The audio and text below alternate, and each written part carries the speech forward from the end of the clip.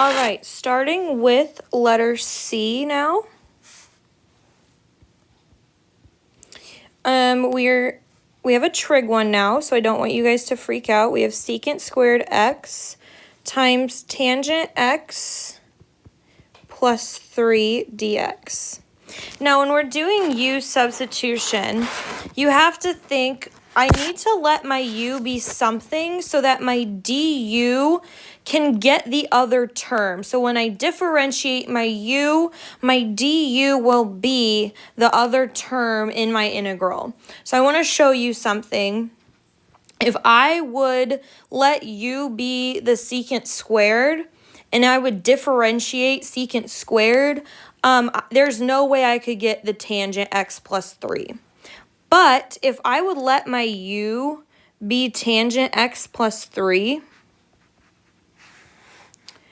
when I differentiate tangent x plus 3, the plus 3 doesn't matter, but when I differentiate tangent x, I get secant squared x dx. So that means that is taken care of when I sub back in. Okay, so when I sub everything back in, I get the integral of u du, which is really easy to integrate, okay? That's like me saying u to the 1 plus 1 divided by 2 plus c. And that's 1/2 u squared plus c. Now all I have to do with that is plug u back in. So that's 1/2 tangent x plus 3 squared plus c. Okay, without u sub, we never could have come to that conclusion. Okay, so especially with trig functions, you need to be super careful about what you let your u be. Don't automatically jump to the most complex looking term. Be really careful. You know your trig derivatives. Be really careful.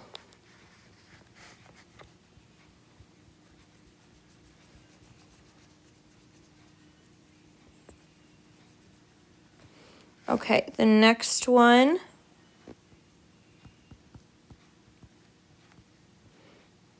We've got 5 cosine 5x dx. What I see a lot is that you'll want to let your u be cosine 5x. But then when you differentiate that, your du would be 5 sine 5x, and nowhere in that integral do we have a sine. So be really careful here because your u is actually 5x, and here's why. Look what happens when we differentiate that. The derivative of 5x is 5. So we have,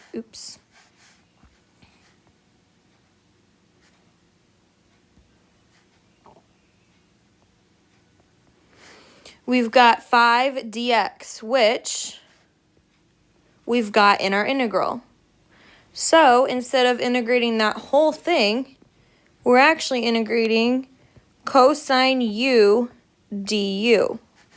And we know that the integral of cosine u is sine u plus c. Now, instead of writing it in terms of u, all we have to do is plug our u back in, and that is our answer. Okay? Nothing too hard. Just keep your heads about you when you're doing the trig ones. All right, moving on. Remember the constant rule of integrals. So if we have a constant, we can write that constant on the outside of our integral. okay? Sometimes we're going to have to manipulate things in order to write the integrand how we want it. Sometimes we're going to have to multiply by a constant to manipulate it, okay? So just keep that in mind. So I'll give you an example.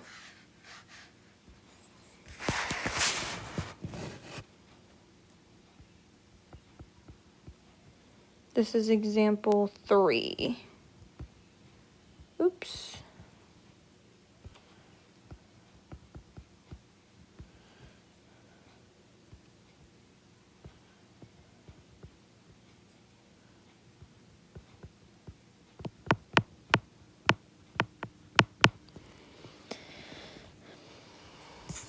So, I think it's pretty obvious what we want u to be. U is x squared plus 1, which would leave du to be 2x dx. Now, we need x dx, right? We need x dx.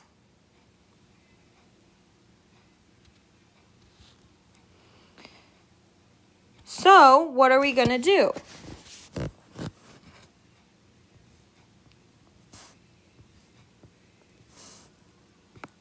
One half du equals x dx. Okay? So, we can pull this 1/2 out front, and then we have u squared, which we plug in, and then du. Okay? 1/2 du equals x dx. So don't worry about the coefficients. We can always manipulate our coefficients. Okay? Coefficients meaning our numbers out front. Okay, what you need to worry about having is our variables. Okay, we had the x here, we had the x here. We can manipulate coefficients easily. All right, so let's integrate this. So we have 1/2 times u to the 2 plus 1 divided by 3 plus c. So I have 1/2 times 1/3 u cubed plus c. So that is 1/6. I'm going to plug u back in. X squared plus 1 cubed plus c. And remember, we don't have to multiply that half by the c because it's just a constant. It could be any constant anyways, so we don't have to multiply it by any scalar. And I'm going to end there for this video so that it uploads fine.